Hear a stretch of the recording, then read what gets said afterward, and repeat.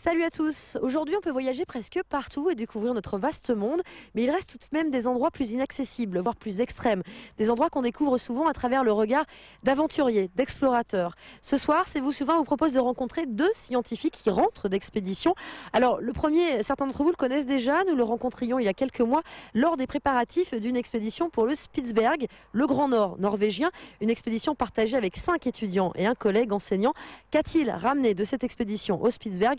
Réponse tout de suite, c'est une rencontre chez lui, à Strasbourg. Jean-Michel Bichin, qu'est-ce qu'il faut retenir de cette expédition Spitsberg? Alors ce qu'il faut retenir, à mon sens, c'est deux aspects. Un aspect technique, un aspect de terrain et un aspect humain. Alors pour l'aspect terrain, encore une fois, je reste persuadé que la biodiversité, ça se fait sur le terrain d'abord. Donc on a eu accès, grâce aux autorisations des autorités locales, à un coin du monde qui est peu connu en termes de biodiversité, même si elle est relativement faible, comme on en parlait la dernière fois. Mais encore une fois, sur le terrain, lorsqu'on est sur les bons coins, avec les bonnes techniques, avec les moyens, on trouve énormément de choses. Donc on a effectivement eu une très bonne campagne de récolte qui actuellement est en cours d'étude et on espère avoir des bonnes surprises, des espèces nouvelles. En tout cas, c'est sûr qu'on aura des données nouvelles pour la science. Qu'est-ce qu'on peut en apprendre? Bon, on en apprend, on apprend sur la planète en même temps, hein. C'est surtout ça, hein. On apprend des nouvelles choses, des nouveaux pans de connaissances sur notre planète. Dans certaines zones, encore une fois, sous-échantillonnées ou menacées. Donc avant que les changements globaux viennent modifier profondément ces écosystèmes, on a besoin d'avoir un arrêt sur image de la connaissance de ces écosystèmes. Donc c'est surtout ça qui est important. Il y a un peu une course contre la montre actuellement sur la biodiversité. Ça touche les milieux arctiques ou antarctiques, mais ça touche aussi les grandes forêts tropicales, les massifs coralliens, enfin toutes les zones où actuellement l'impact de l'homme se fait sentir à une vitesse incroyable. Donc on est là pour ça, c'est-à-dire d'élaborer rapidement un corpus de données sur des écosystèmes en danger. Ça va être quoi la prochaine aventure maintenant? Alors la prochaine aventure, il y en a plusieurs dans les cartons. C'est toujours des projets longs à mettre en place, surtout dans des pays où les écosystèmes sont difficiles d'accès. Et la prochaine grande aventure, j'espère, ce sera la Papouasie-Nouvelle-Guinée, et notamment la Nouvelle-Bretagne, qui est un coin absolument fabuleux, où le pied de l'homme, où le pied du papou n'y a pas mis la main. Donc terra incognita, et ça veut dire aussi fauna incognita. Et cette expédition au Spitsberg sert bien sûr aussi à mieux cerner les effets du réchauffement climatique, des effets ou plutôt des impacts qu'étudie notre second explorateur au Canada ou encore au Groenland. Rencontre cette fois-ci dans les Vosges du Nord alsaciennes à Obersulzbach.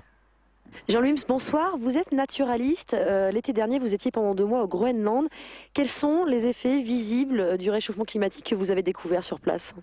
Deux effets du côté du Kangerlussuaq sur la calotte glaciaire. On voit très nettement l'effondrement de la calotte et la façon dont à la fois la chaleur mais aussi le vent érode la glace. Et puis du côté d'Ilulissat, donc dans le fjord, eh bien, on voit ce fameux glacé, c'est le plus grand glacé de l'hémisphère nord. On le voit reculer année après année et des survols en avion vous font voir le désastre, le dégât. Les conséquences? Les conséquences visibles de ce réchauffement, bien sûr, donc l'effondrement des glaciers, l'effondrement de la calotte, et aussi le corollaire, c'est-à-dire l'augmentation du niveau des océans. Et cela, par contre, ça aura des conséquences d'ici un siècle, d'ici la fin du 21e siècle, on le verra très très nettement. Les pronostics sont de l'ordre de 1 mètre, 1,50 m.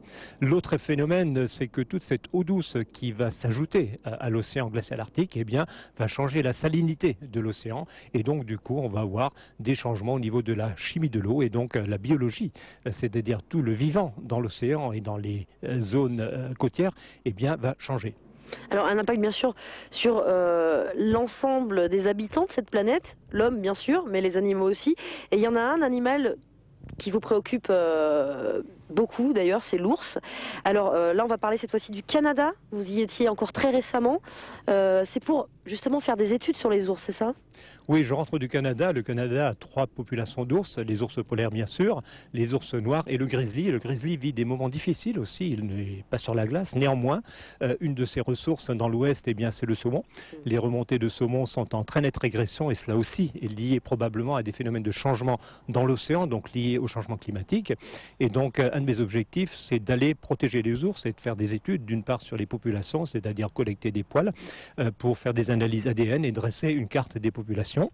Ensuite, c'est d'ouvrir un centre d'initiation à la nature et de protection des ours, où nous accueillerons donc d'une part des touristes qui veulent voir ces beaux animaux, et c'est très bien, mais aussi accueillir des écoliers pour très jeunes, les éduquer, et puis ensuite accueillir tous les villageois de la région, de manière à là aussi informer les gens, éviter tous les problèmes de rencontre avec les ours. Ce sont des animaux fantastiques, pas dangereux, pour peu qu'on se comporte comme il faut. Et Jean-Louis Humes repart à l'aventure dès mercredi prochain, direction l'Antarctique, cette fois-ci pour une série de conférences pédagogiques, notamment pour les touristes. Ils sont de plus en plus nombreux à aller visiter ces endroits reculés. Voilà, c'est vous sur 20, c'est presque fini. Alors bien sûr, dans quelques instants, vous avez rendez-vous avec la Minute du Développement Durable. On reste